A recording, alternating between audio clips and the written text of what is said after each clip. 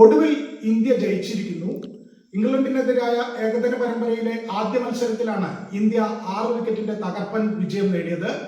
ആദ്യം ബാറ്റ് ചെയ്ത ഇംഗ്ലണ്ട് 47.5 ഓവറിൽ 258 റണ്ണിന് എല്ലാവരും പുറത്തായി.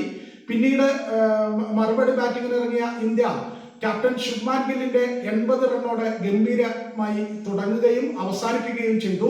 80 റണ്ണെടുത്ത ശുഭ്മാൻ ഗിൽ റിട്ടയർഡ് ഹർട്ട് ആവുകയായിരുന്നു.